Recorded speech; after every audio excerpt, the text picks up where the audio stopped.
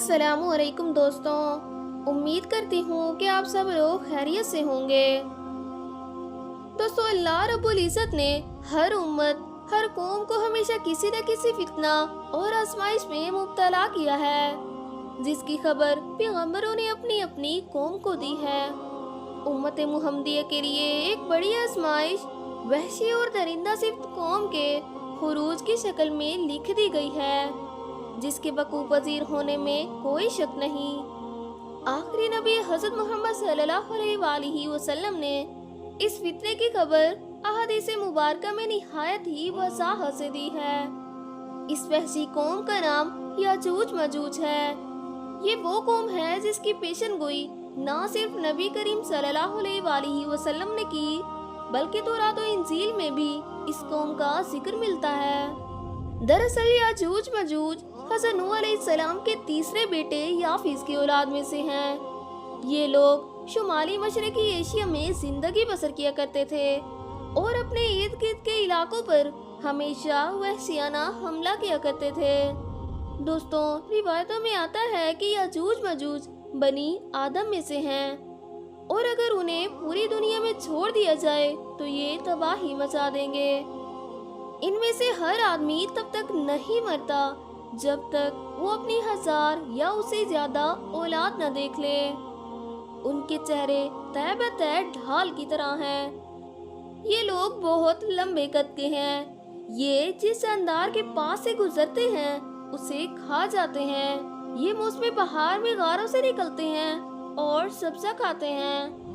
उनके पंजे और दांत दरिंदों की तरह हैं। दोस्तों, हजारों साल पहले इस रुए जमीन पर एक अल्लाह के बंदे की हुकूमत थी, जिसे जुल्करनैन के नाम से जाना जाता है। मवारखीन के मुताबिक जुल्करनैन के नाम से कुरान मजीद में जिस शख्स का जिक्र आया है, दरअसल वो ईरान का बादशाह खुरस था, जिसे साइरस आज़म भी कहा जाता है। जब जुल्करनैन ने शुमाल का सफर किया तो आपका गुजर मशरकी तुर्किस्तान के इलाकों से हुआ।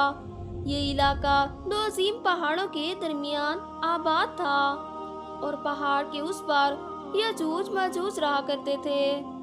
उन लोगों ने जुल्करनैन से याजूज मजूज के फितने की शिकायत की और कहा कि ये लोग बार बार इन इलाकों में हमला करके फसाद करते हैं। लिहाजा जुल्करनैन ने उस सरकश कौम के फितना और फसाद से बचाव के लिए उन पहाड़ों के दरमियान एक मजबूत दीवार तामीर करवाई, जो लोहे और पिघले हुए तांबे से बनाई गई थी।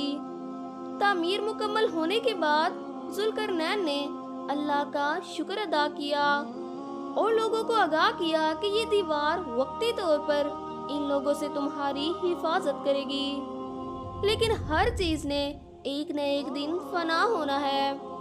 लिहाजा ये दीवार भी एक दिन टूट जाएगी और फिर याजूज मजूज इलाकों से निकलकर पूरी जमीन पर फैल जाएंगे।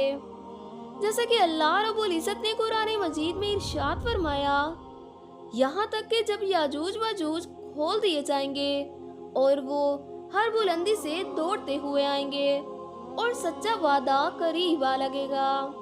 दोस्तों, हज़रत अबू हुरैरा रज़ियल्लाहु ताला अन्हु से रिवायत है कि रसूलुल्लाह सल्लल्लाहु अलैहि वसल्लम ने फरमाया, फिर वो दीवार तोड़कर लोगों पर आ निकलेंगे, सारा पानी पी जाएंगे, लोग किला बंद हो जाएंगे, वो हर टीले से भागते हुए आएंगे।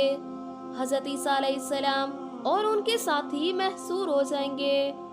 वो कौम अपने तीर आसमान की तरफ भेजेंगे, जिन्हें अल्लाह खून लगाकर वापिस नीचे फेंकेंगे। वो कहेंगे कि हमने आसमान वालों पर भी गलबा पा लिया, जैसे हम अहले जमीन पर गालिब हैं। दोस्तों, एक रिवायत में है कि याजूज मजूज रोजाना दीवार तोड़ते रहते हैं। जब वो टूटने के करीब होती है तो उन्हें सूरज की शुआएं नजर आने लगती हैं।